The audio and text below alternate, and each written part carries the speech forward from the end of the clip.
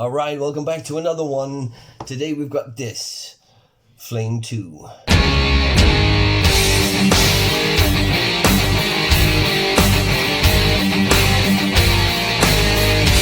Right, so a couple of years ago I reviewed Flame version 1 by Dark Labs. Now, I didn't really enjoy that pre.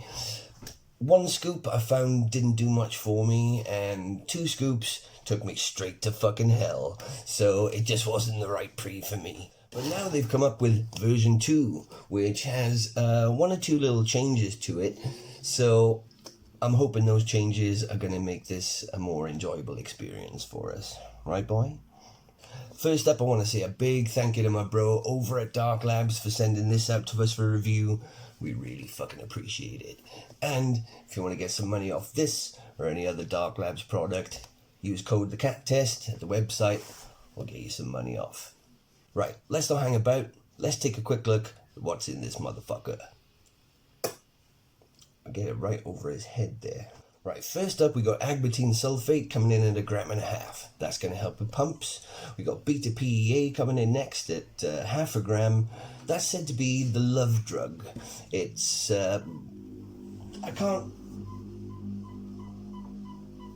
it mimics the brain chemistry of a person who's in love, apparently. So you're not going to be taking flowers to the gym every time you take this. It's just going to make you feel good, that's all. Then we got urea coming in at 300 milligrams. Now, knowing Dark Labs, it's going to be a good form of urea. That's another stimulant that's going to be similar to DMHA, like a natural version. It's going to get us in the zone, help with precision, mood uplifting, and also give a bit of energy too. Theobromine coming in next at 300 milligrams. That's going to give us some energy and a bit of mood elevation. Caffeine Anhydrous coming in at 300 milligrams. Now, that's a pretty average dose by today's standards, really, but we got caffeine citrate coming in at 100 milligrams, which is going to kick in before that caffeine anhydrous. That's the warning shot, and then the caffeine, boom, will take over later. 2-amino-5-methylhexane, or Juglans regia, coming in next at another 300 milligrams. Now, that's, again, a natural sort of DMHA-related ingredient. It's going to be, similar to ureagerensis. Yeah, this is just packed full of fucking stims, man. Jesus Christ. Isopropanol synephrine coming in next, which is synephrine's harder hitting cousin, I find. So we're going to get some good fat burning energy coming from that, as well as the naringin extract coming in next at 25 ml.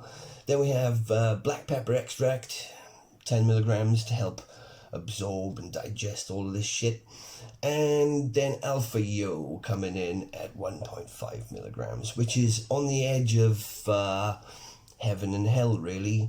1.5, it can go either way. So yeah, so that's the label out of the way. It looks, well, like a stimhead's fucking paradise, really. Let's do the cat test. You ready for this, my boy? Flame version 2. Smell that. Oh, what are you on about? It's really good. Right, the flavour we have is rainbow candy. Now, the other flavors are not so refreshing watermelon and blueberry lemonade, which I've also heard is pretty bad. So that's where we're going to go for rainbow candy today. Redemption songs. Now that smells really fucking good. Smell that, boy. Okay. Alright, Dark Labs, Flame version 2, rainbow candy, going down the motherfucking hatch.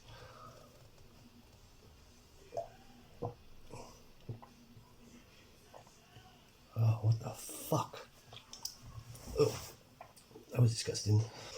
How can something that smells so fucking delicious taste so fucking bad? Low scores on the right, let's get the fuck out of here and see what this motherfucker can do.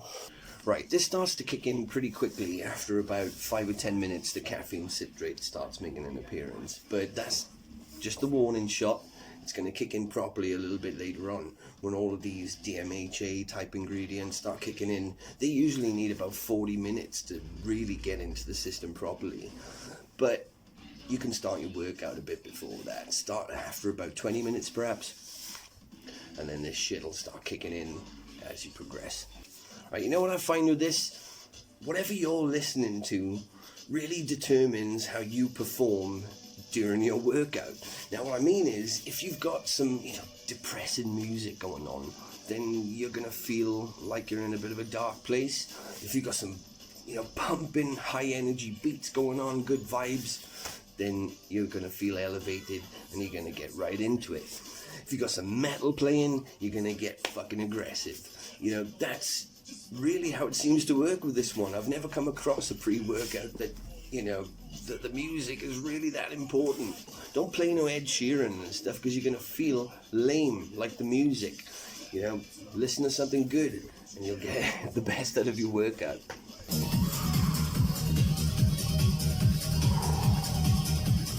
Ooh, let's fucking go.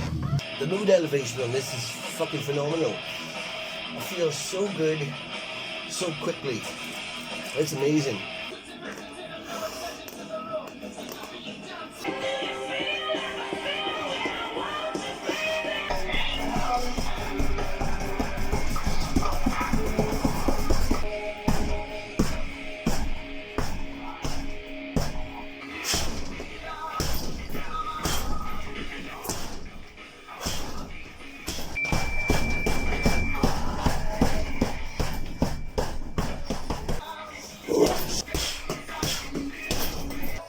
The mood elevation is so good. It's so good.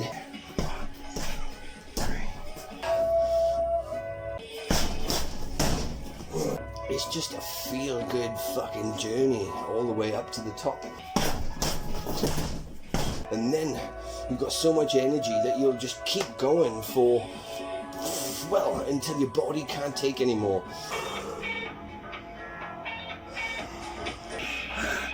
I'm completely and utterly off my tits. Woo.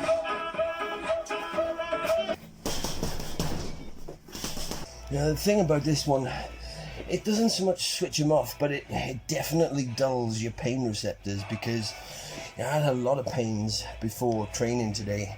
Elbows, knee, and I can't feel a fucking thing now. And that seems to be another constant with Dark Labs pre-workouts. You just can't feel any pain, so you end up training through it and potentially injuring yourself even worse. But at the time, it's just fantastic. It rejuvenates you, turns you into a fucking machine.